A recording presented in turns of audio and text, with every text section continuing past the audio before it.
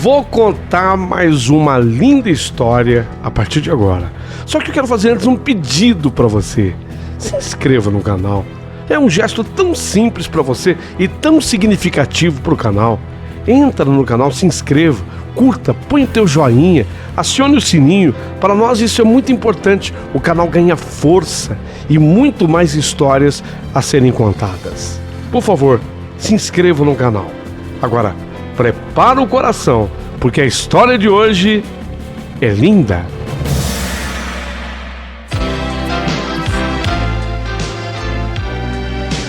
Rádio Emoção. Paulinho Boa Pessoa. A verdade de cada um.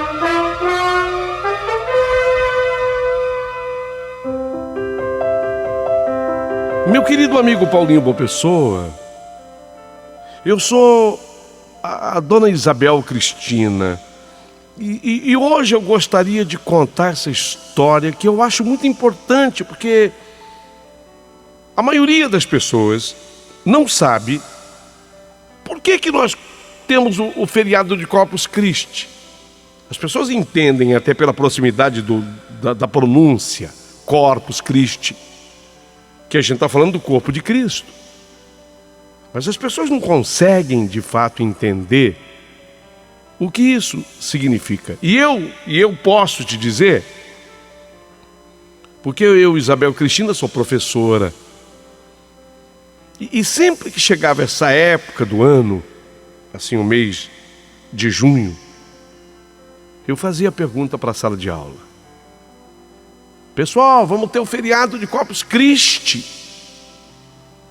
E o que representa, o que significa esse feriado? E cada um dava um palpite, mas ninguém, na verdade, conseguia responder o significado. Então hoje, se você me permite, eu quero contar nos detalhes essa história, porque ela é muito bonita. E talvez depois de eu contar essa história, o feriado de Corpus Christi, esse dia, vai ter um outro significado na vida de tantos. Fica aqui, ouça com atenção. Olha, isso vai ser muito importante para você. Na verdade, meu amigo Paulinho,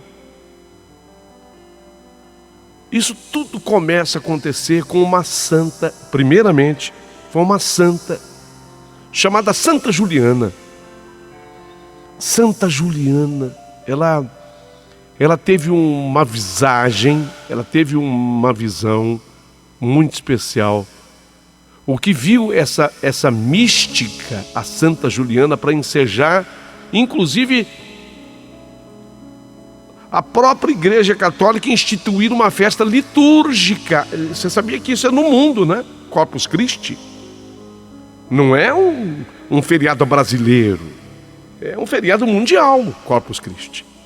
É universal pelo catolicismo no mundo. Então eu hoje quero explicar a visão que teve Santa Juliana. Vai começar com ela. Tudo vai começar com ela, mas depois teve uma virada magistral na história, tá? Mas Santa Juliana, com a idade de 16 anos, ela tinha 16 anos. Isso por volta de 1209 pós-Cristo. Ela tinha 16 anos. Ela teve uma primeira visão, que depois se repetiu várias outras vezes nas suas adorações eucarísticas. O que é a adoração eucarística? Eu estou falando da hóstia. A hóstia, também chamada o corpo de Cristo. Isso em 1209, Santa Juliana teve a visão. Como é que foi a visão que teve Santa Juliana? Ela viu a lua. Ela teve uma visão da lua. Ela olhou para a lua. Ela viu a lua no seu mais completo esplendor. Sabe aquela lua cheia? Aquela lua cheia linda, linda, linda, linda, linda, no seu mais completo esplendor. Só que havia uma faixa escura que atravessava aquela lua cheia, linda, diametralmente. No diâmetro, diametralmente, atravessava uma faixa escura.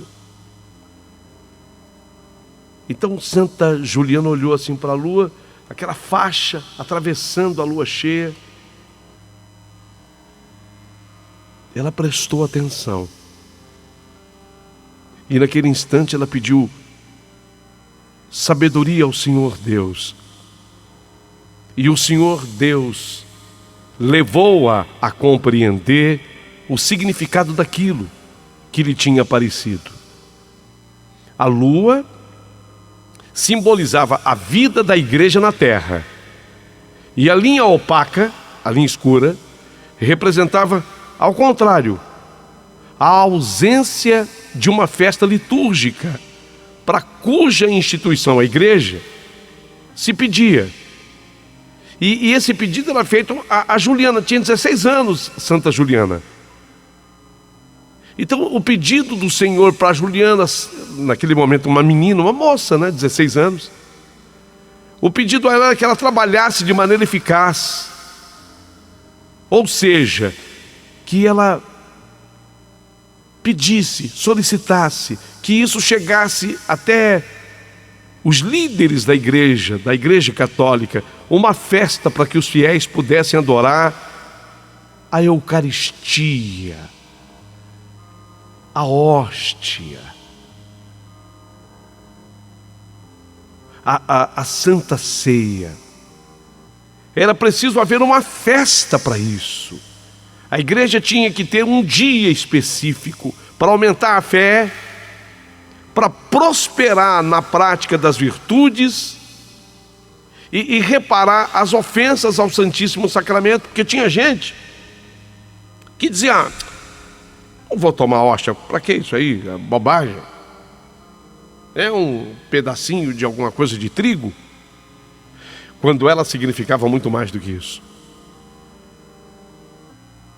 Então, pela boa causa da festa do Corpus Christi, foi instituído, a partir da visão de Santa Juliana, a ideia de se ter um dia para isso. Inclusive, Tiago Pantaleão de Troyes,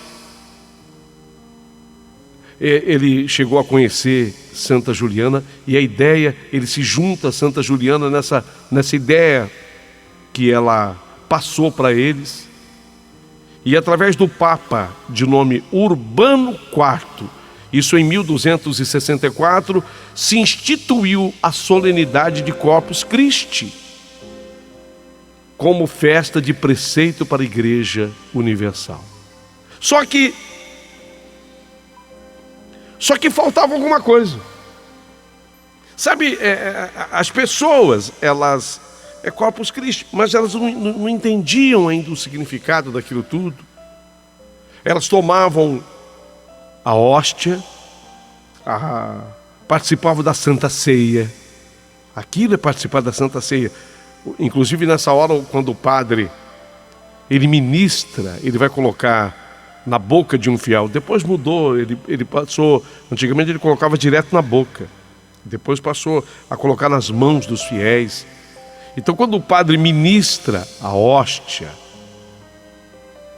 o padre diz assim: o corpo de Cristo, e o fiel responde: amém, quer dizer, assim seja. Só que ainda ficava aquela ideia assim: puxa, as pessoas não entendiam o significado daquilo.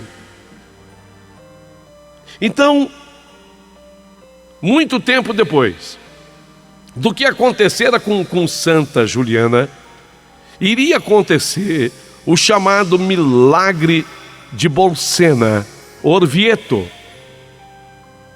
Esse milagre foi muito representativo para o dia de Corpus Christi, para a Santa Ceia, para a hóstia consagrada. Foi para afirmar a fé de um vacilante sacerdote, o sacerdote, o padre. Um padre alemão. Ele era considerado, ele era conhecido assim, Pedro de Praga. Obviamente que Praga está se referindo à grande cidade europeia. O padre alemão se chamava Pedro de Praga. Ele foi para a cidade de Bolsena. Bolsena, uma cidade italiana. E depois de uma peregrinação à cidade eterna, que é Roma. A crônica geralmente o descreve esse padre alemão, Pedro de Praga, como um padre muito piedoso. Ele era um padre bom, ele tinha um coração bom. Mas só que esse padre tinha uma dificuldade para acreditar que Cristo estivesse na hóstia. Ele falou: não está aqui. O padre pegava a hóstia e ele falava, como todos os padres falam para o fiel, o corpo de Cristo. O fiel respondia amém, mas o padre pensava assim: mas não está aqui. Jesus não está aqui. Nesse pedacinho de trigo, redondinho, não está aqui. E aí o padre, ele entra em conflito consigo próprio. E aí o que ele faz? Ele se rebela.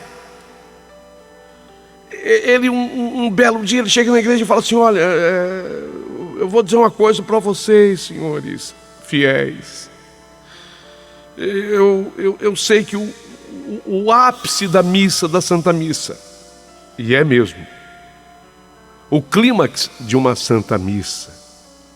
E vou falar agora também, Paulinho Boa Pessoa, se você me permite, das igrejas evangélicas que faz a Santa Ceia. Também, para quem não sabe, os evangélicos também ministram a hóstia. Eles dão um outro nome, Santa Ceia, mas eles ministram a hóstia.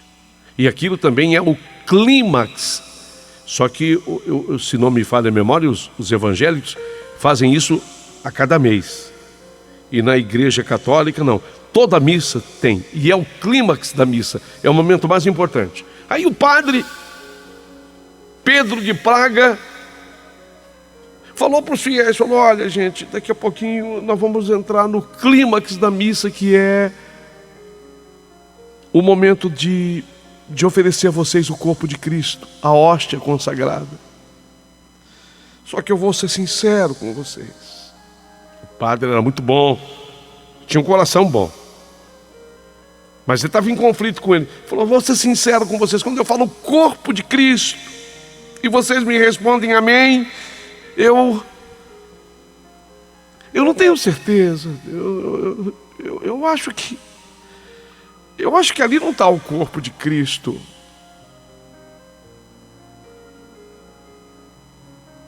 Os fiéis fizeram, sabe, aquela admiração, porque era o próprio padre conversando com eles.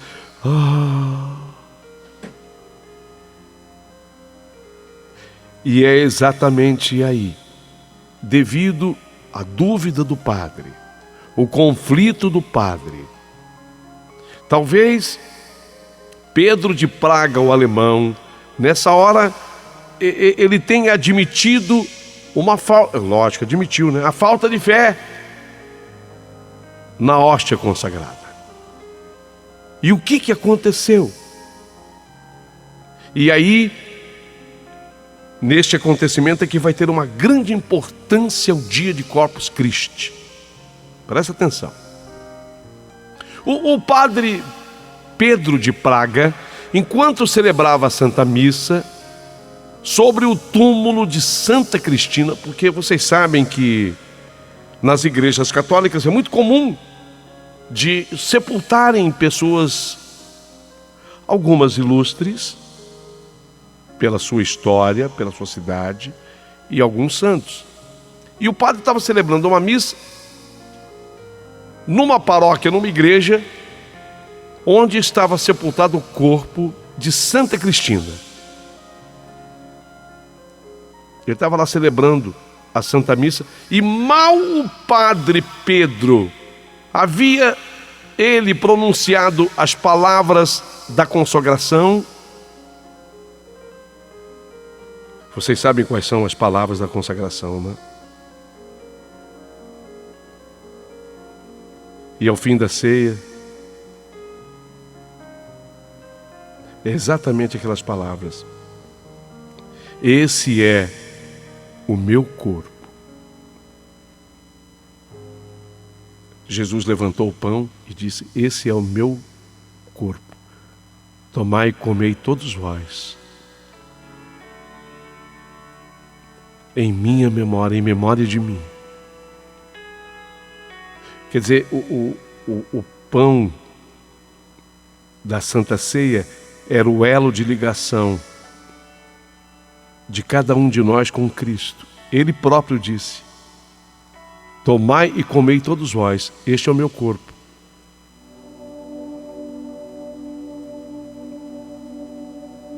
Façam isso, façam todos vocês isso em memória de mim. Mal ele começou, o padre, a dizer isso, e aí ele levantou a hóstia consagrada, ele levantou a hóstia para a igreja, porque o padre nessa hora levanta, né? Esse é o meu corpo. Ele levanta a hóstia. E no momento que o padre fez isso, o sangue começou a escorrer da hóstia consagrada. Sangue. O sangue começou a gotejar nas mãos do padre. E depois o sangue foi descendo sobre o altar.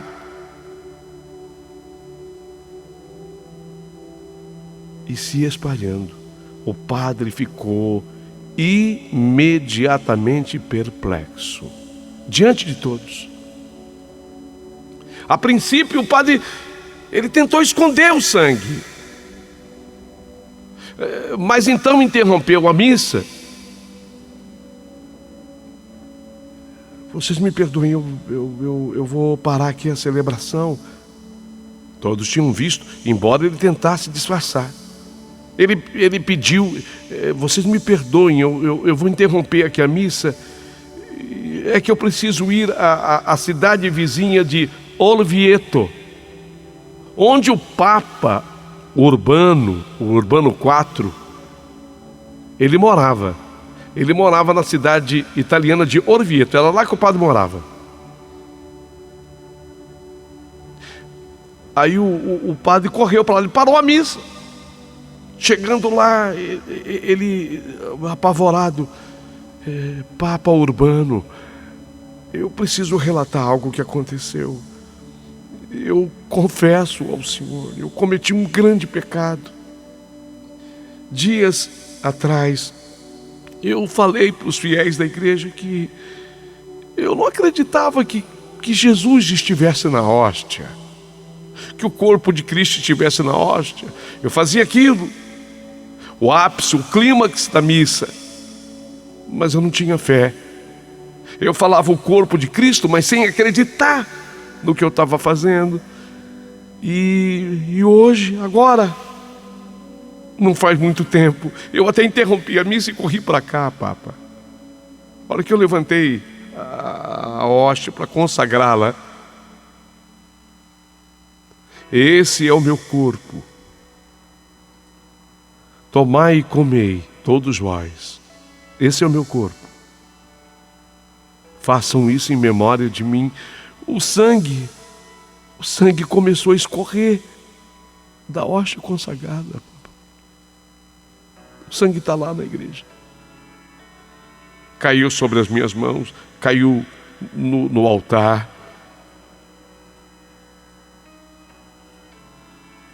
Santo Papa, eu preciso do seu perdão, da sua absolvição. Eu cometi um pecado, Papa.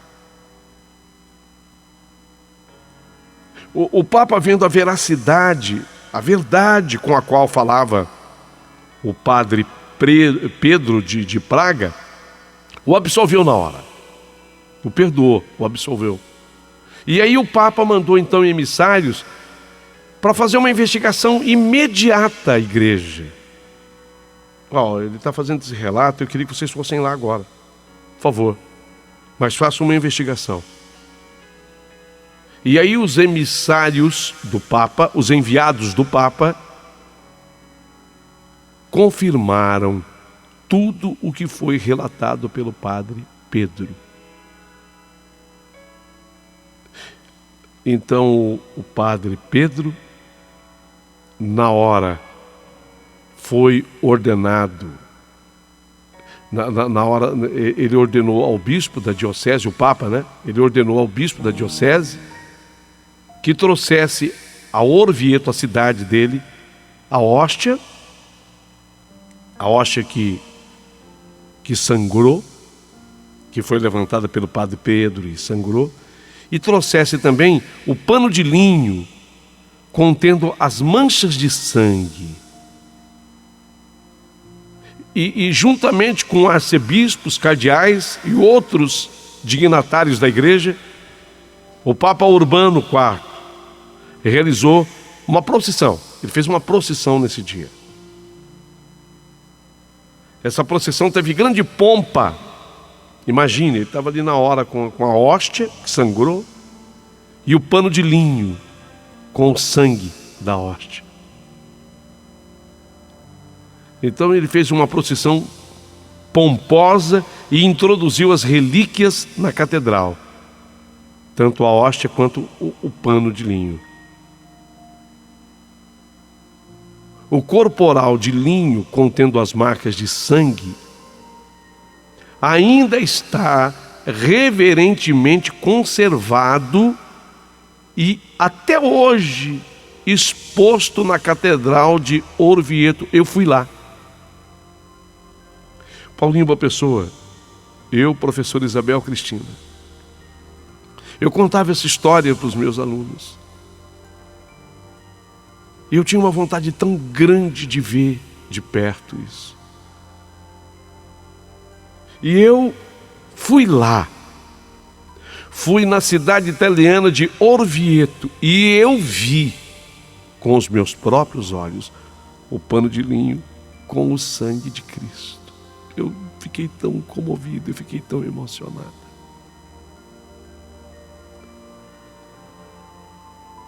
Então eu explicava para os alunos como hoje eu estou contando para vocês. Como se sabe, depois disso, o Papa Urbano IV, ele pediu a ninguém menos do que São Tomás de Aquino. Ele falou com o santo que vivia. Falou com ele, com São Tomás de Aquino. Tomás de Aquino, por favor, venha cá. Tomás, olha, eu quero que você componha os textos litúrgicos, a partir de hoje, diante desse milagre que eu vi acontecer com os meus próprios olhos. Eu quero que você componha os textos litúrgicos referentes a Corpus Christi, o corpo de Cristo, de cuja pena nasceram os mais belos hinos. São Tomás de Aquino que compôs, né? Quando eu falo cuja pena, cuja caneta dele. É que eu sou professora, viu, Paulinho? E às vezes eu uso algumas expressões e eu tenho medo que as pessoas não entendam. Então eu, sem perder o hábito profissional meu, didático, eu fico explicando. Eu considero vocês todos muito inteligentes, mas eu estou explicando. Então São Tomás de Aquino escreveu os textos litúrgicos a partir dali, referentes a Corpus Christi, inclusive da caneta de São Tomás de Aquino, cuja pena nasceram os mais belos hinos já escritos ao Santíssimo Sacramento. E nós cantamos até hoje os hinos de São Tomás de Aquino. Cantamos até hoje na hora da comunhão, na hora que você vai comungar, receber a hóstia. Com certeza você já cantou um dos hinos de São Tomás de Aquino. Eu sei, meu amigo, eu sei que muita gente que está ouvindo esse relato, essa história dessa humilde professora, deve estar perguntando assim, mas professor Isabel Cristina, e o que isso tudo tem a ver comigo, conosco? O que tem a ver, professora? E eu digo, em primeiro lugar, vamos nos lembrar aqui dos 3 fins com que Jesus pediu essa festa a Santa Juliana, naquela visão que ela teve da lua, tá? Jesus pediu a Santa Juliana que ela propalasse aquilo primeiro, para aumentar a fé. Então, o dia de hoje, o dia de Corpus Christi, ele foi instituído para que a gente aumente a nossa fé. Depois, prosperar na prática das virtudes. Prosperar na prática das virtudes. Quer dizer, prosperar na prática do bem, do que você possa fazer a alguém. E atenção para a terceira coisa. Muita atenção para a terceira coisa. Reparar as ofensas ao Santíssimo Sacramento. Sabe por quê que Jesus te dá essa oportunidade? Porque é um pecado mortal, é um pecado capital. Se você um dia, com raiva, com ódio, com revolta, você ofendeu a hóstia consagrada, seja na igreja católica, seja na igreja evangélica, na Santa Ceia. Se você um dia, alguém falou, você vai comungar, você vai tomar a hóstia, você vai tomar a Santa Ceia, é assim que o evangélico fala. E você respondeu, essa porcaria, isso não serve para nada. Se você um dia fez isso, esse pedacinho de pão, essa circunferência de trigo, se você fez isso um dia, se você um dia fez isso, você blasfemou, você cometeu um grande pecado, é um pecado mortal, é um pecado capital. Então hoje, dia de Corpus Christi, eu estou sugerindo a você que peça perdão a Deus por um dia ter feito isso, para que você não carregue sobre si esse pecado que o próprio Cristo veio pedir a Santa Juliana que se reparasse. Você vê que Cristo é tão bom, Cristo é tão perdoador, que ele disse para que se repare as ofensas ao Santíssimo Sacramento, porque ele sabe que a pessoa na hora, por uma revolta qualquer, eu não vou tomar essa porcaria nada, isso aí não vale nada, já tomei isso várias vezes e não aconteceu nada comigo, é um pecado mortal. Então você tem que pedir perdão. Você evangélico, você cristão, você católico, se fez isso, peça perdão.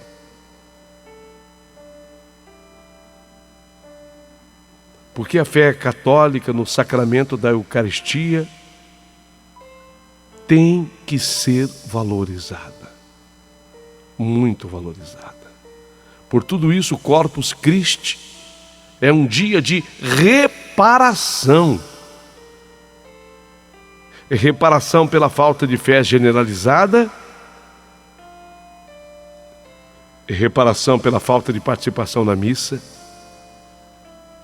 e reparação de gente que acha que na hora da comunhão só está recebendo um pedacinho qualquer de pão. Não faça isso.